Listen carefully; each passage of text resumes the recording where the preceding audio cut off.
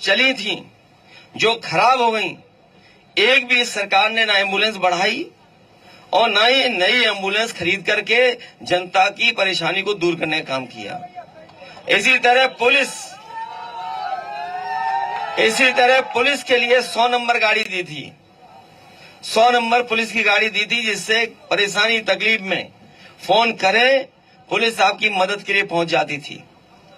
लेकिन 100 नंबर से 112 तो कर दिया, लेकिन जो बढ़ानी थी गाड़ी वो नहीं बढ़ाई। और जब से नंबर बढ़ा है तो पुलिस को लगा कि सरकार ने नंबर इसलिए बढ़ा दिया कि उन्हें भी अपनी वसूली बढ़ा देनी चाहिए। और आपने महसूस किया होगा कि पुलिस का अन्याय भी बहुत बढ़ा है। पुलिस का अन्याय बढ़ करके न जाने कहां पहुंच गया। इसी तरह हमारे नौजवानों को पता होगा कि समाजवादी सरकार थी, पुलिस भर्ती में हम लोगों ने 10वां 12वां पास और दौड़ के दिखा दो, अपने आप पुलिस में भर्ती हो जाते थे। कहीं कोई भेदभाव, कोई हेराफेरी नहीं थी। और एक भी भर्ती पर जो मेरिट वाली भर्ती थे उंगली नहीं उठा पाई सरकार, और कम समय में भर्ती करा करके दिखा दी। लेकिन जब से बीजेपी की सरकार आई है, हर पेपर लीक हो गया है। कोई परीक्षा नहीं करा पाए, हर पेपर लीक हुआ है, हर पेपर लीक है। और पेपर लीक होने के बाद पेपर जो लीक हुए हैं अभी जमीन पे आएंगे तो रुक जाओ, अभी थोड़ी बात पे। अरे रुक जा, जमीन घेर ली, रुक जा। अभी जो पेपर लीक हुए, अरे रुक जा भाई, दबंगों लिख के दे दे तो देखें कौन दबंग है। अरे भाई लिख के देगा नहीं तो हम आसमान से जमीन ला देंगे। अभी तो लिख के दो, अभी लिख के देना। तो जो पेपर लीक हुआ, कोई एक पहला पेपर लीक नहीं हुआ। इस सरकार में 10 पेपर लीक हुए और परीक्षाएं नहीं दे पाए, और नौजवान भटकता रहा, मेहनत करता रहा, तैयारी करता रहा। यहां भी हो सकता है कुछ नौजवान हो जिन्होंने परीक्षा लिखी हो और उनका पेपर लीक होने की वजह से वो नौकरी नहीं पा पाए हैं। जो सरकार दावा करती थी और पुलिस का इंतजाम किया कि पेपर लीक नहीं होगा, और पेपर लीक हो गया। ये याद रखना साथियों, सरकार जानबूझ करके पेपर लीक कर रही है, और इसलिए करा रही है क्योंकि नौकरी न देनी पड़े। अगर नौकरी देनी पड़ेगी तो आरक्षण देना पड़ेगा, इन्हें आरक्षण न देना पड़े, इसलिए जानबूझ करके नौकरी के पेपर लीक कराने का काम कर रहे हैं।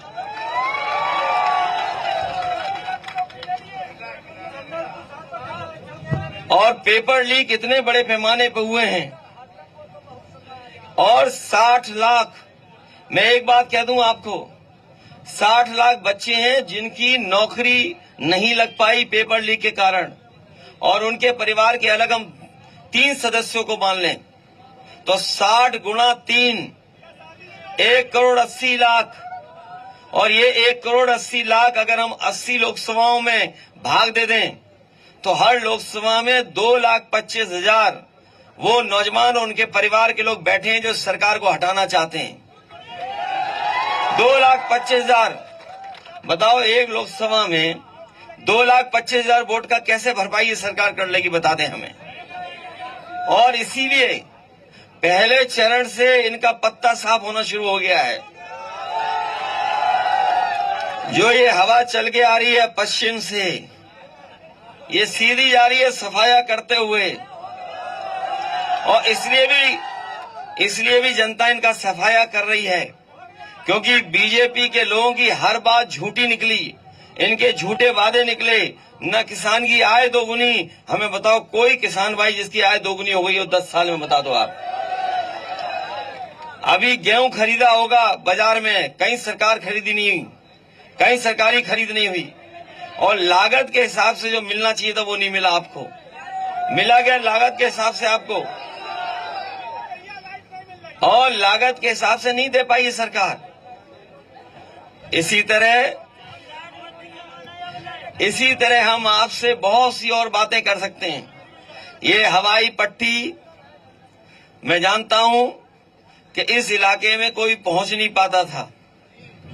समाजवादी सरकार में ये हवाई पट्टी इसलिए बनाई, सबसे खराब जमीन थी ये, जब चिन्हित कराई गई थी। और हो सकता है बहुत सारे लोग इस बात को न जानते हों, लेकिन हमारी पार्टी के उस समय के जो पदाधिकारी थे उनसे राय ली और अधिकारियों से भी राय ली।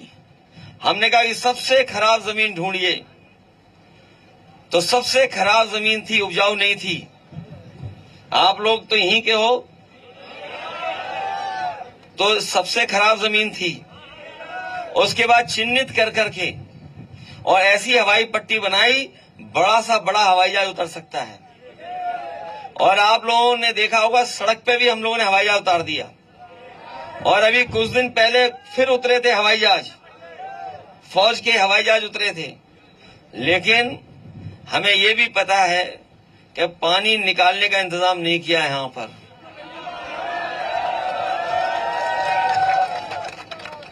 मैं अपने तमाम किसान भाइयों को और जिनके नुकसान हो रहा है, इधर पानी भराव के कारण उनका नुकसान हो रहा है, सबसे पहला काम होगा इसका पानी निकालने का इंतजाम हम लोग करने का काम करेंगे।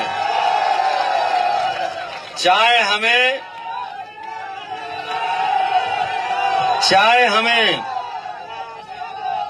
हमें ये बनाई हम लोगों ने हवाई पट्टी, चाहे हवाई पट्टी के बीच से पाइप डाल के निकालना पड़ जाए। जब हवाई पट्टी में हवाई जहाज नहीं उतर रहे तो फिर पाइप निकालने में कौन सी दिक्कत है? बताओ। सरकार बनते ही याद करो, हवाई जहाज उतारा था उन्होंने, याद है?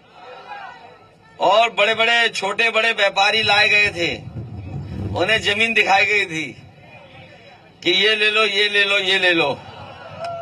लेकिन किसी ने जमीन नहीं ली, क्योंकि उन्हें सुविधा चाहिए थी। इन बीजेपी के लोगों ने न किसान को सुविधा दी, न उद्योगपतियों को सुविधा दी, न मजदूरों को सुविधा दी, न नौजवानों को मदद की। और इनसे सब नाराज हो गए कि नहीं नाराज है, बताओ आप।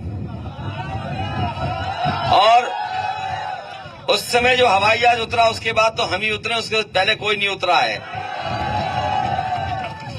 लेकिन मैं ये जानता हूं, मेरे आने से पहले बहुत सारस उड़ के गए यहां से। हवाई जहाज हेलीकॉप्टर उतरते हो न उतरते हो, लेकिन सारस और चिड़िया खूब उतरी होंगी यहां। कुछ साथी जानते होंगे, सारस के प्रति समाजवादियों का अलग लगाव रहा है। ये पता है कि नहीं पता है? ये सरकार न जानवरों की रक्षा कर रही है और न चिड़ियों की मदद कर रही है। याद है, एक नौजवान ने पाल लिया था सारस, उसे पकड़े ले जा रहे थे। जब उसे नहीं पकड़ पाए तो सारस पकड़ कर चिड़ियाघर में बंद कर दिया। मैं आपसे कहना हूं, अगर आप लोग कहना नहीं मानोगे तो ये सरकार आपको और हमें ही बंद कर देगी। और इतने तानाशाह हो गए ये लोग, इतने तानाशाह हो गए हैं कि ये अपने लोगों को भी नहीं छोड़ेंगे। याद रखना, ये अपने लोगों को भी बंद करने लगेंगे। और जो महंगाई दिखाई दे रही है और जो आपको चीजें नहीं मिल रही हैं, ये जो महंगाई दिखाई दे रही है इनकी भ्रष्टाचार की वजह से है। बताओ, कोई चंदा इतना वसूलता है? जिस तरह से चंदा लिया है बीजेपी वालों ने, अगर कहीं पूजा पाठ हो, मंदिर हो या किसी कार्यक्रम में सहयोग करना हो, व्यवहार देना हो, तो मान लीजिए 1000, 2000, 500, 2000, 5000, 10,000, 1 लाख तक दे देगा। कोई 1000 करोड़ रुपए चंदा देगा? आप खुद सोचिए, क्या 1000 करोड़ रुपए का कोई चंदा देगा? इन्होंने 1,000 करोड़ का चंदा लिया, किसी से 1000 करोड़, किसी से 600 करोड़, किसी से 500 करोड़। और जो 1000 और 600, 500 करोड़ दे देगा, बताओ मुनाफा कमाएगा कि नहीं कमाएगा मुनाफा? और उसी की वजह से भ्रष्टाचार है, उसी की वजह से महंगाई है, इन्होंने गरीब को नहीं दिया, खुद अपने कब्जा कर लिया। जितने भी अपराधी हैं, जितने भी भ्रष्टाचारी हैं, सबको भारतीय जनता पार्टी ने भारतीय जनता पार्टी के गोदाम में रख लिया है। इन्होंने गोदाम बनवाई है भारतीय जनता पार्टी के नाम से, उसी में रख लिया सबको। बताओ, सब है भ्रष्टाचारी उनके साथ के नहीं है? चाहे महाराष्ट्र हो, चाहे कहीं हो, और लोगों को डरा रहे हैं। इसलिए हम आपसे निवेदन करने आए हैं, ये चुनाव बहुत अलग चुनाव है, संविधान बचाने का है। अभी एक साथी हमारा कह रहा था कि सबसे ज्यादा इनके ऊपर अन्याय उत्पीड़न है। ये वही लोग हैं, ये बीजेपी के लोग वो हैं जो बाबा साहब भीमराव अम्बेडकर जी का संविधान खत्म करना चाहते हैं, किसी को न्याय नहीं देना चाहते। हम आपको भरोसा दिलाते हैं, लिख करके देना, हम आपकी मदद करेंगे। और किसान भाइयों से हम कहना चाहते हैं कि हमारी मदद करिए, इस चुनाव में हमें मदद करिए। और जो सांसद चुन गए थे, जो सांसद चुन गए थे, अरे जो सांसद चुन गए थे,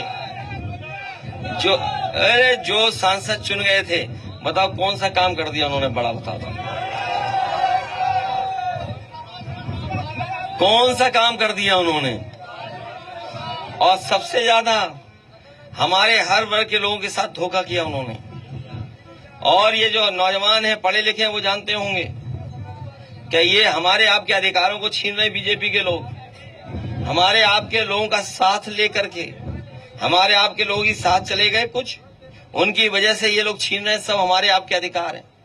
ये संविधान और अधिकार छीनने का काम कर रहे हैं और बदलने का काम कर रहे हैं। इसलिए चुनाव में आप देश को बचाने का काम करना, ये देश को बचाने का, संविधान को बचाने का, किसान को बचाने का और नौजवानों को बचाने का चुनाव है। हमें उम्मीद है कि कन्नौज के लोग इस बार इतिहास बनाने का काम करेंगे। इसलिए मदद करोगे? ये तो 5 साल में कुछ बन ही नहीं पाए, अब तो नई सरकार बनेगी, और नई सरकार बनेगी तो हम लोग भी काम करने का मौका मिलेगा हम लोगों को। इसीलिए चुनाव के मैदान में आ गए हम लोग भी। इसलिए मदद करना, विकास के लिए और खुशहाली के लिए आज जरूर आए हैं, लेकिन जो लगाव हमारा सारस से है उसकी वजह से भी दोबारा आना पड़ेगा हमें। इसलिए मदद करना सब लोग। शायद